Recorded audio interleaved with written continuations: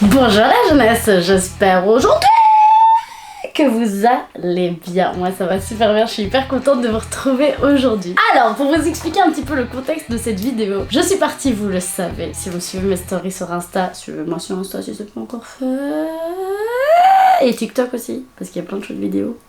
Je suis partie à Paris dernièrement pour le travail, pour plein de choses différentes. Et un jour, je me baladais dans le métro et qu'est-ce que je vois? Une affiche. Exposition Thierry Mugler. J'étais là, quoi?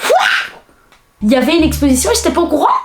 Mais depuis quand? Mais non, c'est hors de question que je parte de Paris sans avoir vu cette expo. En plus, elle commençait le lendemain du jour où j'ai découvert l'affiche. Du coup, j'étais là, oh my god! Il faut que j'y aille. J'ai été chercher mes billets et j'ai été voir cette fameuse exposition. C'est en rentrant à Bruxelles que là je me suis dit en fait mais ce serait génial que je puisse faire une vidéo qui parle exclusivement de Thierry Mugler, de Manfred Thierry Mugler, de tout son univers. Mon rôle aujourd'hui c'est de vous apprendre davantage de choses sur ce créateur, ou alors si vous le connaissez pas, bah du coup que vous le connaissiez, et qu'on parle un petit peu de ce créateur, de tout ce qu'il a fait, de ses exploits. Je suis une énorme fan de ce créateur, sachez-le. Je pense que c'est un des créateurs qui m'a le plus inspiré dans ma vie, non seulement par rapport à ses objectifs, la façon dont il veut mettre en avant le corps de la femme, enfin vraiment c'est tout ce que je kiffe. Et en plus de ça, en faisant mes recherches pour créer cette vidéo, j'ai appris plein de choses sur lui qui me font réaliser qu'on a vraiment énormément de similitudes, énormément de points communs. Après je ne suis pas Manfred Thierry Mugler, mais je me retrouve en tout cas en lui dans pas mal de points, même des hasards qui sont vraiment assez étonnant. On va du coup commencer tout de suite. C'est parti mon coucou.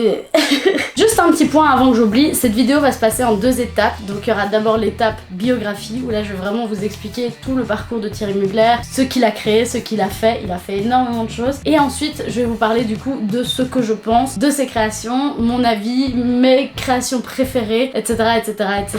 Manfred Thierry Mugler est né le 21 décembre 1948 à Strasbourg. Son papa est médecin, comme par hasard. C'est marrant parce qu'une autre personne qui présente cette vidéo a son papa qui était médecin. Le premier point commun. Je vous l'ai dit les gars, il y a plein de points communs avec ce type, c'est un truc de malade. Et quand il est très jeune, c'est un enfant déjà très solitaire, il crée son petit monde à lui, imaginaire, tout seul, etc. À 9 ans, il prend des cours de danse classique. À 14 ans, il entre au palais de l'Opéra du Rhin. By the way, il y a quelqu'un d'autre qui a fait de la danse ici. Deuxième point commun, Grâce à la danse, il apprend et comprend comment mettre le corps en valeur, mais il apprend également aussi la mise en scène, les jeux de lumière, les chorégraphies, la discipline et l'entretien du corps et de l'esprit. C'est un truc de malade, on a vraiment le même parcours. Genre en parallèle, il va prendre des cours d'architecture d'intérieur. Quelqu'un a pris des cours d'architecture dans sa vie aussi, mais arrête très tôt. J'arrête de chanter. Il prend du coup des cours d'architecture d'intérieur à l'école d'art décoratif de Strasbourg. Et on verra totalement que dans ses futurs projets, il travaille beaucoup avec la perspective, la construction, les grands espaces, le vide, le plein. Il travaille vraiment avec tout ça. Et on voit vraiment qu'il a une base d'architecture dans son travail. I feel that person en fait. C'est là que je réalise vraiment qu'on a de la même chose. On veut la même chose. Sauf que lui, c'était quelques années plus tôt. En 1969, à l'âge de 20 ans, il décide du coup de partir enfin à Paris. Il vend ses croquis et porte ses propres créations. Et c'est en 1970 qu'il ouvre sa première boutique, Gudule. 3 ans plus tard, donc en 1972-73, il sort sa première collection nommée Café de Paris, qui met en avant du coup une femme citadine, sûre d'elle, raffinée, qui sort des codes de tendance de cette époque. C'était vraiment surprenant de voir ce type de mode à cette époque-là, sexy, élancée, épurée, dynamique et élégante. C'est donc la naissance de la modernité et de l'hyper-féminité chez Manfred Thierry Mugler. En 1974, il s'associe à Alain Caradeuc et crée la marque Thierry Mugler qu'on connaît tant et qu'on aime tant et qu'on kiffe de dingue.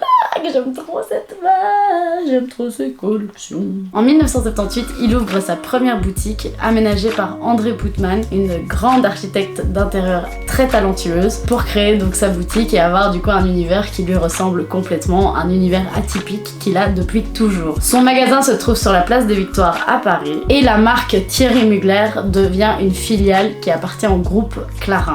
À cette même date, donc en 1978, c'est lors d'un shooting avec Helmut Newton qui qui je le rappelle est un très grand photographe hyper réputé dans son art et dans son travail. Ils ont un désaccord lors d'un shooting et c'est à ce moment-là qu'Helmut Newton pète un plomb et dit à Manfred Thierry Mugler: si tu n'arrives pas à avoir le résultat que tu veux, tiens, prends l'appareil photo et fais les photos toi-même en fait. Donc je pense que Helmut Newton était saoulé. Manfred Thierry Mugler est quelqu'un de tellement autodidacte avec des idées tellement originales et qui sont vraiment dans sa tête qu'il n'y a que lui que pour les mettre en avant en fait. Et c'est pour ça que je comprends ce qu'il a dans sa tête et je comprends pourquoi il a besoin d'aller si loin et qu'il veut faire les choses lui-même en fait. Je comprends. Et il y a beaucoup de personnes indépendantes qui sont d'ailleurs très indépendantes dans la création parce qu'il n'y a que pour faire le travail comme eux veulent en fait. On est vraiment des artistes incompris hein. C'est lors de ce shooting que Manfred Thierry Mugler réalise qu'enfin la photographie est devenue une réelle passion pour lui. Ça va rester une passion pour lui jusqu'à aujourd'hui en fait. En 1980, il côtoie le monde des jeunes créateurs de cette époque qui comprend Jean-Paul Gaultier, Kenzo Tagada, Claude Montana et Lionel Cross. Et en fait, c'est un groupe de jeunes créateurs qui refusent le conformisme et qui prônent la révolution de la mode. Ce qui fut exactement le cas parce que les années 80 marquent l'histoire de la mode à tout jamais en fait. C'est la mode des années 80 qui fait ce qu'on est aujourd'hui, ce qu'on porte aujourd'hui. C'est grâce à eux. En 1984, il célèbre déjà les 10 ans de sa marque au Zénith de Paris pour un défilé gratuit ouvert à tout public. En 1988, donc 4 ans plus tard, il publie son premier livre de photographie qui s'appelle Thierry Mugler photographe. C'est un livre qui démontre son intérêt pour le voyage, les sommets et les grands espaces. C'est là que je pense que l'architecture prend sa place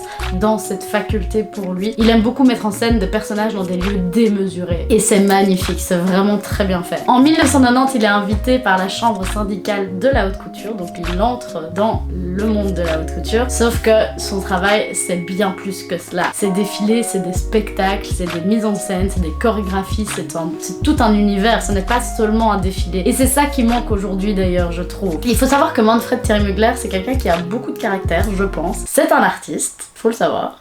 Et il faut que vous sachiez que Manfred Thierry Mugler a refusé d'habiller Michael Jackson et Madonna. Pour Madonna, il a dit, je cite: c'est une quinca qui se teint les cheveux pour rester jeune. J'aime les vraies bêtes de scène. Madonna, c'est beaucoup de travail, mais c'est pas vraiment une bête de scène. Il a dit ça dans une interview de Quotidien que je trouvais très intéressante. Et c'est là que je trouve aussi que c'est un véritable artiste parce que c'est quelqu'un qui veut travailler avec les gens avec lesquels il le sent en fait. Il pense pas forcément au business de ça va marcher, etc. Il veut vraiment travailler avec les gens avec qui il feel it. Et il l'a pas senti avec Madonna ni Michael Jackson. C'est comme ça. En même temps, moi je peux le comprendre parce que je suis pas une fan de dingue de Madonna. Il y en a plein qui le sont et je vais me faire taper dessus. Mais c'est comme ça, chacun ses goûts. Il y a apparemment également Bernard Arnault qui a proposé à Mugler de reprendre Dior, donc de devenir le directeur artistique de la marque. Qu'il a refusé évidemment, je pense que c'est quelqu'un qui aime être indépendant dans sa propre création et il n'aime pas avoir de contraintes. Ça c'est ce que j'ai bien compris en faisant mes recherches sur cet artiste. Et j'aime beaucoup ça. C'est un peu un capricieux comme ça, mais moi j'aime trop les gens capricieux. J'aime trop les gens qui ont des idées plein la tête, qui sont têtus comme des mulets et c'est ça qu'ils veulent, pas autre chose. Ça te plaît pas, c'est pas notre problème. Il est quand même victime de pas mal de polémiques concernant son travail. Certains disent qu'il est dégradant pour la femme, qu'il prend des thèmes de la guerre, etc. Et d'ailleurs, dans une émission de Thierry Ardisson, une interview, à un moment donné, Manfred Thierry Mugler parle avec Ardisson et Ardisson lui dit que ses photographies ressemblent très fort au travail de Leni Riefenstahl. Je l'ai bien dit dès le départ. Il faut savoir que Leni Riefenstahl, c'est une photographe qui a travaillé pour la propagande du milieu nazi durant la Seconde Guerre mondiale. Donc c'est pas ouf. Et du coup, Thierry Ardisson compare le travail de Thierry Mugler à son travail. Et je trouve que Manfred Thierry Mugler répond très intelligemment en disant cette phrase, je cite, que j'ai repris d'ailleurs parce que je trouvais cette phrase très intelligente, vraiment très intelligente. Quand les gens ont des choses à dire, que ce soit en bien ou en mal, ils vont toujours s'entourer des meilleurs. Et je trouve ça super intelligent. La meilleure façon de répondre à ça. Tout ce qui veut dire, c'est que Leni Riefenstahl est quand même quelqu'un de talentueuse, malgré le fait qu'elle a fait partie de tout ce monde abject. Dans tous les cas, elle est talentueuse. Et c'est ça qui veut dire. Après, pour le reste, it's none of your business, tu vois. C'est comme on dit souvent, il y a plein d'artistes, il y a plein de chanteurs, des musiciens, etc. Dans la vraie vie, c'est des plaies, mais ils sont talentueux. Et en fait, c'est là qu'il faut apprendre à retirer l'humain du potentiel, en fait. Vous avez vu comment je le défends? Il y a de l'amour entre lui et moi. En tout cas, de moi à lui. En 1990, c'est la naissance de Thierry Mugler Parfum, qui a été créé en collaboration avec le groupe Clarins. En 1992, c'est la naissance du parfum Angel, qui est un parfum dans un coloris totalement original pour cette époque et surtout pour le parfum féminin. C'est une couleur bleue et c'est aussi une création qui est très détaillée et complexe au niveau de sa forme, car c'est une forme d'étoile, et elle a été réalisée par les verriers de la maison Bros. Et il faut savoir que par la suite, c'est devenu le parfum le plus vendu en France, donc c'est un truc de malade. Et c'est à ce moment-là qu'il se concentre principalement sur la direction artistique des parfums Thierry Mugler et qui quitte complètement la couture. C'est la fin de Thierry Mugler couture. En 1992, il a un attrait particulier pour tout ce qui est réalisation de clips, etc. Et il travaille avec George Michael pour réaliser le clip Too Funky. Il faut savoir que pour ce clip, personne n'a touché d'argent et tous les bénéfices ont été envoyés aux associations contre le sida. Et il se chargera également de réaliser les films publicitaires de sa marque de parfum. En 1997, la marque Clarins rachète les parts de la maison Thierry Mugler, mais c'est un échec et la maison perd plusieurs millions d'euros. C'est alors que la partie couture ferme ses portes en 2003. En 1999, Manfred Thierry Mugler crée le livre Fashion Fetish Fantasy, où là, il regroupe toutes les créations qu'il a pu faire pendant plusieurs années, portées par toutes ses amies stars. En 2002, il réalise qu'il peut plus s'exprimer comme il a envie dans le monde de la mode. Et d'ailleurs, dans une interview que j'ai pu voir dans C'est à vous, il explique que c'est un art qui n'existe plus et qu'il est temps que cet art revienne. Du coup, il se dirige de plus en plus vers des arts qui lui permettent de développer encore plus sa créativité et vraiment de sortir de sa zone de confort, vraiment pousser des barrières pour pouvoir vraiment s'amuser au plus possible dans son art. Du coup, il touche à la photographie, l'architecture, le design, la réalisation de courts-métrages, le monde du spectacle, et c'est de la mise en scène à la création de costumes. À ce moment-là, le groupe Clarins décide d'investir dans le prêt-à-porter pour hommes, ce qui fait un énorme flop pour la marque et qui est également peu apprécié par la presse. En 2008, il faut savoir que la marque crée Thierry Mugler Beauty. Je savais pas qu'il y avait un compartiment beauty qui avait été créé, mais je pense que ça s'est vite arrêté, c'est pas resté longtemps. Rosemary Rodriguez est quelqu'un qui a travaillé avec Manfred Thierry Mugler pendant longtemps lors de l'élaboration de ses collections, et en fait c'est elle qui va reprendre la direction artistique pour tout ce qui est collection de luxe féminin. Et alors elle va prendre en charge la réalisation de collections de luxe féminin, de prêt-à-porter pour hommes et des accessoires pour hommes et femmes. Elle s'inspire évidemment du style Mugler parce que c'est quand même la racine de la maison, mais y ajoute un côté beaucoup plus contemporain, beaucoup plus moderne. En 2009, il devient le conseiller artistique de Queen Bee, de Beyoncé. Du coup, il la conseille, mais également il l'habille pour la tournée de son concert I Am World Tour. Il donne ses conseils pour tout ce qui est chorégraphie, mais également mise en scène du show, lumière, tout en fait. C'est vraiment devenu le conseiller officiel de Beyoncé pour cette tournée-là. Et par la suite, ils ont encore travaillé ensemble quelques fois pour par exemple la tournée On The Run to 2. En 2010, Rosemary Rodriguez quitte la marque et c'est Nicola Formichetti en 2011 qui reprend la marque. C'est le styliste officiel de Lady Gaga et il devient du coup le nouveau directeur artistique, épaulé par Romain Kremer pour tout ce qui est mode homme et Sébastien Peigné pour la mode femme. Et pour l'occasion, Lady Gaga défile pour son dernier album au défilé automne-hiver 2011. En 2013, il lance la revue Mugler Follies à Paris, le show le plus cher du monde Wild à Berlin, sous le nom de Manfred Thierry Mugler, qui est du coup son nouveau nom. Il ne veut plus qu'on l'appelle Thierry Mugler, il veut qu'on l'appelle Manfred. Il prend sous son aile la chanteuse Cindy Sander, qui était fort moquée à l'époque, je sais pas si vous vous souvenez, elle a fait la nouvelle star, elle a sorti un single Papillon de lumière, tout le monde se moquait d'elle et lui ce qu'il a fait c'est qu'il a voulu en créer une muse, en faire devenir une star et du coup elle deviendra la chanteuse officielle de ce spectacle et deviendra une femme sophistiquée à l'image du créateur. L'idée de ce spectacle c'est de mettre en avant les talents du corps, ce que le corps est capable de faire, leur potentiel. C'est vraiment ça qui fascine Manfred Thierry Mugler et c'est encore l'idée de mettre en avant la discipline du corps. À cette même année, donc en 2013, Nicola Formichetti quitte le navire et David Koma, artiste que j'aime énormément, reprend donc le flambeau. En 2017, le créateur décide d'investir dans le domaine de l'hôtellerie de luxe et il s'associe avec l'architecte Jean-Paul Cassia. En 2019, Manfred Thierry Mugler dessine et crée une tenue pour Kim Kardashian qui portera cette tenue au Met Gala de 2019 du coup. Et cette même année, L'Oréal rachète la part de la maison Mugler. Alors je vais faire une petite parenthèse concernant son corps, même si c'est pas vraiment le sujet de cette vidéo, mais je sais que ça va faire polémique parce qu'il y a beaucoup de gens qui remarquent justement ce changement entre avant et maintenant. C'est vraiment très fort, très visible. Du coup, comme je le disais, Manfred Thierry Mugler c'est quelqu'un qui est très inspiré et passionné par la discipline du corps et la capacité du corps humain. Et en fait, dans les années 2000, en gymnastique, il fait un accident très violent qui fait qu'il est totalement défiguré et en fait c'est pour ça qu'après il décide de faire énormément de sport et d'exercice pour éviter d'avoir la moindre contrainte dans le futur à cause de ça, et il décide en parallèle de faire un régime très strict pour pouvoir avoir le corps qu'il souhaite en fait. Il fait également du yoga, du stretching et de la méditation. D'ailleurs, petite parenthèse pour parler de ça, je pense que c'est quelqu'un qui est aussi très intéressé par le développement de soi, etc.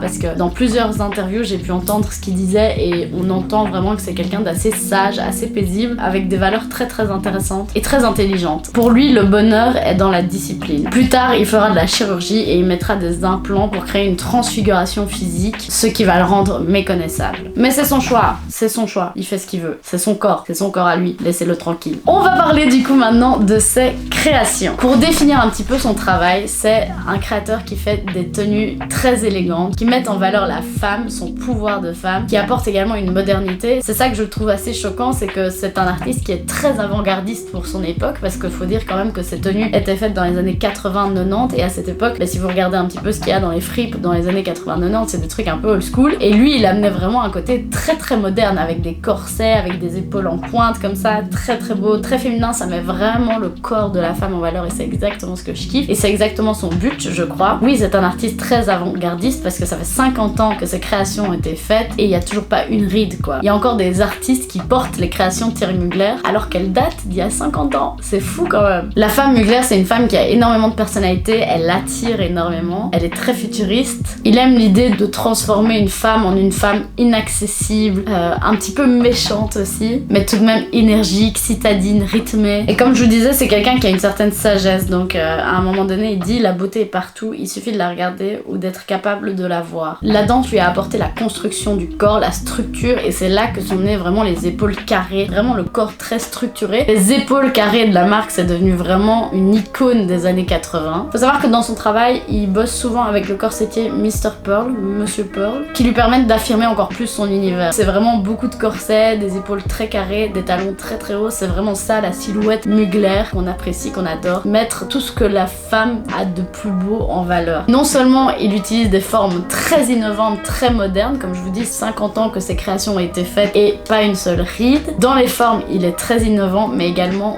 dans les matières où il utilise du cuir, du métal, du vinyle. C'est vraiment des matières qui n'étaient absolument pas utilisées avant. On les prenait pour des fous dans les années 80 quand ils ont sorti ce genre de tenue, mais regardez aujourd'hui, le vinyle c'est devenu la matière de prédilection de cette année, des années précédentes, etc. Donc c'est bien la preuve que tout peut être jugé aujourd'hui et devenir une mode demain en fait. Donc arrêtons de juger s'il vous plaît, c'est inutile. Maintenant je vais vous parler de vraiment les tenues que je kiffe le plus de toutes ces collections confondues. Alors pour moi mes tenues préférées ce sont vraiment celles avec le plus de corset, où le corset tire le plus le corps, parce que je trouve ça vraiment très beau les formes de la femme comme ça. J'aime trop, c'est trop beau, et notamment dans cette tenue là. J'aime beaucoup cette tenue, pourquoi? Parce qu'il y a des flammes, j'aime beaucoup les flammes, j'aime beaucoup le feu. En plus j'ai eu l'occasion de pouvoir la voir en vrai pendant l'exposition, je vous recommande pleinement d'aller voir cette exposition. Je n'ai jamais vu une exposition aussi complète et remplie de toute ma vie. Vraiment, il y a quasi la totalité des créations de Thierry Mugler là-bas. C'est vraiment magnifique, incroyable, j'ai vraiment kiffé. C'est la plus belle exposition que j'ai pu faire de ma vie, vraiment. Et là où j'ai été vraiment le plus surprise, c'est la qualité du travail en fait. Parce que souvent quand c'est du travail avec des formes très atypiques, c'est très rare que la finition soit vraiment aboutie, et là c'est le cas, la finition est incroyable. D'ailleurs ils le disent, hein, dans la plupart de ces tenues, il y a des heures et des heures et des heures et des heures de travail derrière, c'est énorme. Et du coup il y a cette tenue là évidemment que je kiffe trop, avec ce blazer, avec ses formes sur les extérieurs qui va vraiment mettre en avant la taille de la femme, ce que je kiffe. J'aime beaucoup le côté asymétrique, moi Alizée qui n'aime pas le côté asymétrique de base, mais là ça fait très organique, c'est très beau. Les revers avec les rappels de flammes comme ça, c'est magnifique, j'aime beaucoup. Et encore cette basque qui remonte et qui finit en pointe à l'avant, c'est vraiment très beau. Ce blazer, pourtant c'est un blazer dans une matière assez simple quoi, il n'y a pas de broderie, il n'y a rien du tout, mais la forme incroyable. Et alors évidemment le corset en dessous est magnifique parce que c'est un travail de malade de perlage au niveau du corset, mais également les flammes, la forme est incroyable, la matière est incroyable, tout est incroyable. J'aime beaucoup cette tenue. Un truc que j'aime beaucoup, c'est les formes qu'il apporte au corps de la femme. C'est là qu'on voit que c'est vraiment quelqu'un qui a fait de l'architecture d'intérieur. On voit qu'il suit le corps de la femme pour le mettre en valeur. C'est ça que je trouve incroyable et c'est ça que je trouve qui manque à l'heure actuelle, mais ça je vais vous en parler plutôt à la fin de la vidéo, où je vais vous parler un petit peu de mon regard sur la mode d'avant et la mode d'aujourd'hui, parce que c'est un truc qui me choque vraiment très fort. Là ici on voit qu'il met la poitrine de la femme en valeur et j'aime trop ça, je trouve ça magnifique. Il y a plein de fois où je trouve que c'est décolletés sont incroyables. En fait, c'est difficile de choisir parce que je trouve que toutes ces créations sont vraiment exceptionnelles, mais il faut quand même que je vous en sorte quelques-unes pour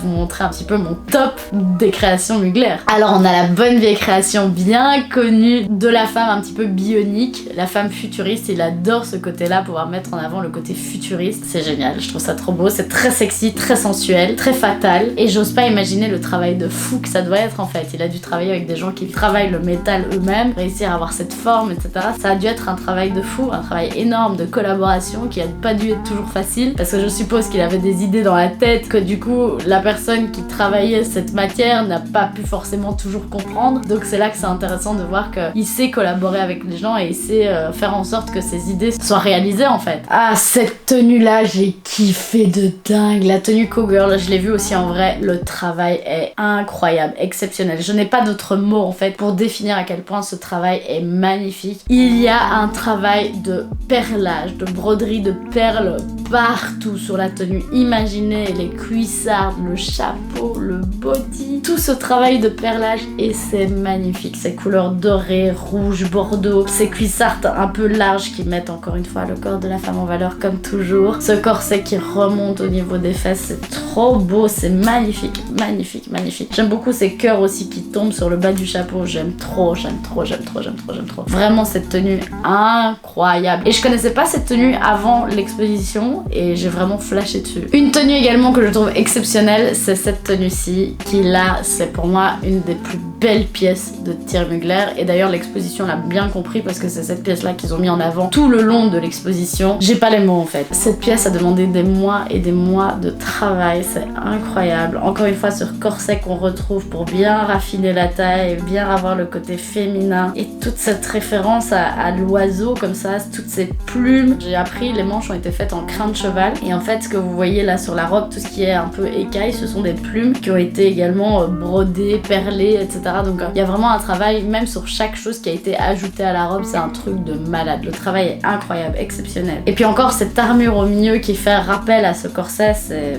Tout est parfait en fait, je trouve que tout est parfait dans son travail. Je ne vois pas un truc où je pourrais me dire oh là il aurait pu faire comme ça, non. Je crois que c'est le seul créateur qui me fait ça en fait, où je n'ai rien à redire en fait, c'est incroyable. Une tenue que j'ai fortement appréciée aussi, c'est une tenue que Beyoncé a portée, qui est une référence un peu au motard, très à l'américaine, on adore. C'est très original, c'est une belle pièce couture, parfait pour un shooting comme ça, vraiment propre quoi. Et en fait c'est le seul à être venu avec des idées complètement folles, mais à la fois qui sont belles. Et en fait c'est là que je kiffe cet artiste, c'est que non seulement il est hyper original, il vient avec des concepts complètement tirés par les cheveux, mais c'est beau, tu vois, genre c'est esthétique. Et en fait c'est là que je trouve que c'est un artiste de fou, parce que il y a beaucoup d'artistes conceptuels qui viennent avec des idées un peu folles, etc. Mais c'est vraiment tiré par les cheveux. Après ça me dérange pas que ce soit tiré par les cheveux, du moment que le résultat soit un petit peu... il me donne envie de kiffer en fait. Et il y a plein d'artistes où c'est pas le cas, et lui, à chaque fois, il a des idées complètement farfelues, mais c'est beau! C'est beau, ça met la femme en valeur. C'est beau, c'est vraiment beau. Et c'est propre, c'est travaillé, c'est structuré, c'est magnifique. J'ai énormément kiffé l'arrière de cette veste. Ça fait évidemment référence aux insectes. Il a fait une collection sur toute cette thématique. Et là, on le voit totalement. Et j'aime trop ces formes-là. Ces formes en noir sur un velours jaune, c'est canon. Les formes sont belles en fait. Elles entourent bien le corps. C'est vraiment architectural en fait. Et c'est ça que je kiffe. J'aime trop. J'aime trop.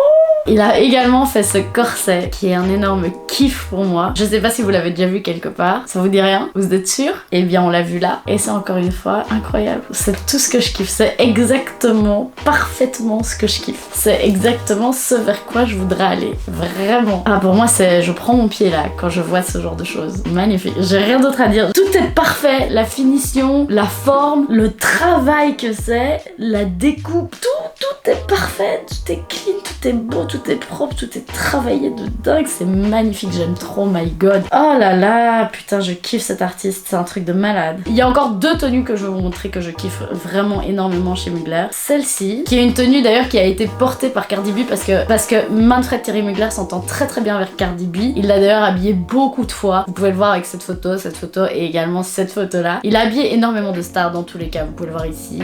Il y a plein de stars qui ont porté du Manfred Manfred Thierry Mugler, of course. Cette tenue-là a été portée par Cardi B pour l'ouverture de l'exposition de Thierry Mugler, de Manfred Thierry Mugler. Manfred Thierry Mugler aime beaucoup Cardi B parce qu'apparemment il dit c'est une meuf toute fun, toute positive, toute cool et elle est super en fait. Et moi j'aime trop aussi Cardi B et en plus elle est balance comme moi. Donc je suis sûre que Manfred Thierry Mugler me kifferait parce que je suis balance aussi.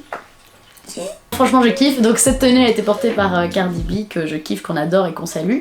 Et ça fait encore référence aux insectes, ça fait très scarabée. J'aime beaucoup le blassage et puis aussi toutes les formes tout autour. Je trouve que ça fait aussi un peu référence aux samouraïs comme ça, tu vois, les grosses armures des samouraïs. Je trouve ça très très beau, c'est très structuré. Vraiment la taille de la femme qui est encore mise en valeur, on dirait vraiment qu'il fait des flèches vers la taille de la femme à chaque fois. Genre regardez comme elle est belle, regardez comme elle est bien faite, comme elle a des belles courbes là où il faut. C'est ça qu'on veut, c'est ça qu'on kiffe. J'aime trop, j'aime trop. Et alors la dernière tenue qui est une des tenues que je préfère de chez Manfred Thierry Mugler, je pense que c'est ma préférée vraiment, c'est la meilleure pour moi. Et pourtant c'est pas celle qui est forcément le plus connue, mais je la trouve exceptionnelle. C'est celle-ci. Alors le mélange d'opacité, de transparence, de vide, de plein et surtout les dessins qui entourent le corps de cette femme, un régal, un délice, une crème, une pépite, une pâtisserie, un bonheur, un sushi, parce que j'adore les sushis. Ah, c'est magnifique. Ça fait très lingerie, corsetterie, avec un peu ce côté porte-jartel dans le bas. C'est sexy, raffiné, rock,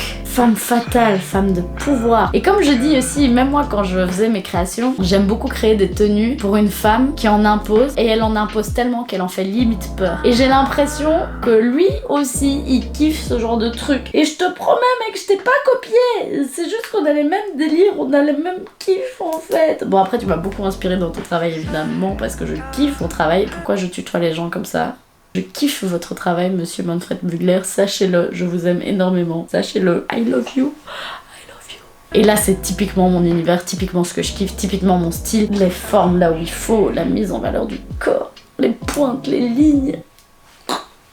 C'est parfait. Pour en finir, j'ai oublié de vous parler de ça et je pense que c'est quand même important. Je vais vous parler un petit peu des nouvelles collections de Mugler, du coup, qui n'est plus Thierry Mugler. C'est plus Manfred Thierry Mugler qui fait la direction artistique de la maison, du coup c'est Mugler qui a été racheté par L'Oréal. Du coup c'est d'autres directeurs artistiques qui s'occupent de la boîte Mugler, donc Manfred Thierry Mugler n'a plus vraiment son mot à dire dans la création, on va dire, tu vois. Si je peux un petit peu donner mon avis sur les nouvelles collections, je trouve qu'il y a certaines pièces qui sont quand même intéressantes. Je pense par exemple à la pièce qui a été portée par Gigi Hadid. Je sais jamais si c'est Bella ou Gigi, je me trompe tout le temps, mais en tout cas une des deux sœurs qui a porté cette tenue que je trouvais très très belle. Il y a aussi l'actrice qui joue dans Pose que je kiffe de malade, qui est devenue un mannequin qui vient aussi très souvent défiler pour Mugler. Elle est magnifique et ses tenues sont toujours magnifiques. Franchement il y a quelques tenues que je trouve vraiment très très belles dans Mugler qui sont très jolies, mais après j'ai quand même une nostalgie du travail de Thierry Mugler en fait, parce que pour moi c'est plus ce que c'était et ça m'attriste parce qu'en fait il n'existe plus vraiment d'artistes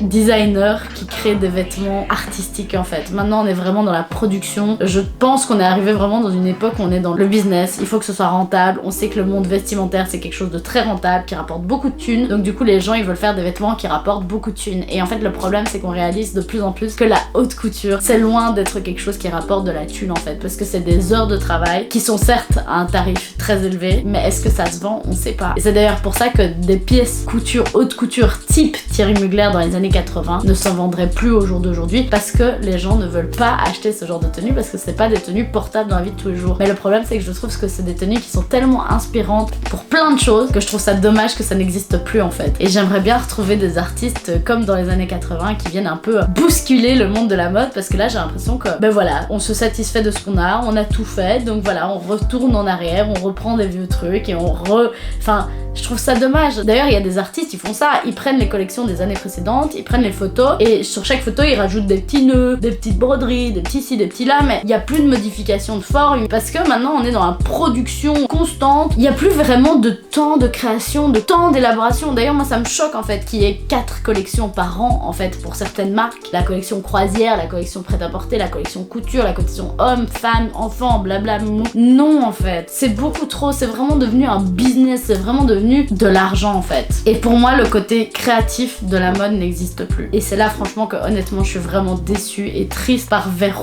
où on va d'un point de vue artistique en fait. Moi j'aimerais bien trouver des artistes beaucoup plus créatifs, mais le problème c'est qu'on n'investit plus là-dedans en fait parce que ça rapporte pas, c'est pas rentable. Et comme c'est pas rentable, plus personne ne le fait parce que les gens ont besoin d'argent. C'est ça la réalité de ce monde et je trouve ça trop dommage. Et c'est encore une fois un gros problème dans cette vie, c'est qu'on mise jamais assez d'argent sur les artistes, sur le potentiel que ça peut créer et puis surtout sur les souvenirs qu'on peut apporter sur Terre en fait. Parce que Manfred Thierry Mugler c'est un nom qu'on n'oubliera jamais, il a marqué l'histoire par la mode. Pourquoi il y a plus personne qui marque l'histoire par la mode? Parce qu'il y a personne qui innove, parce qu'en plus on pense plus à l'argent qu'à l'innovation. Il y a une seule créatrice à l'heure actuelle que je trouve qui sort un peu de tout ça et qui amène justement des nouvelles formes, des nouvelles matières, des nouveaux univers, c'est Iris Van Herpen. Et c'est d'ailleurs une des rares artistes qui a été nommée haute couture à l'heure actuelle. Et la seule qui a réussi c'est Iris Van Herpen. Pourquoi? Parce qu'elle a commencé à faire des vêtements en impression 3D. Là on innove en fait et c'est ça qu'on veut. Bon après je dis ça mais moi-même en tant que créatrice je sais pas comment je pourrais innover plus que ce qu'on a là parce qu'on a vraiment beaucoup.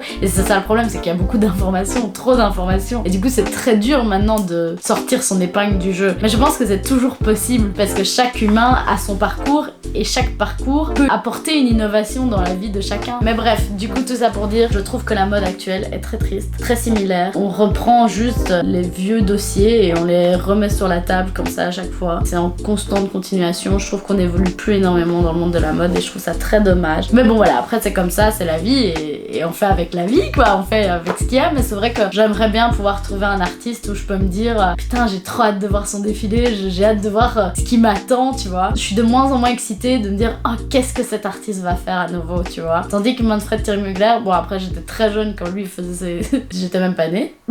J'étais même pas née quand il faisait ses créations. Mais je sais que j'aurais eu cette excitation en fait de me dire oh mon dieu qu'est-ce qui va sortir là cette année, qu'est-ce que ça va être, sur quelle thématique, qu'est-ce qu'il va faire, tu vois. Moi c'est ça que je veux et en fait ici j'ai plus trop ça. Je suis là ah oui c'est bien, oui c'est bien. Alors des fois j'ai quelques petites surprises mais c'est pas comme lui. Et j'aimerais bien qu'on ait plus ça, plus de surprises, plus de nouvelles formes, des nouveaux thèmes aussi. On tourne en rond, les thématiques sont toujours les mêmes et puis maintenant on s'adapte sur les tendances. Du coup on fait tout le temps la même chose, toutes les collections se ressemblent d'un créateur à un autre. Je trouve ça dommage en fait. Donc voilà, je finis sur cette bonne note.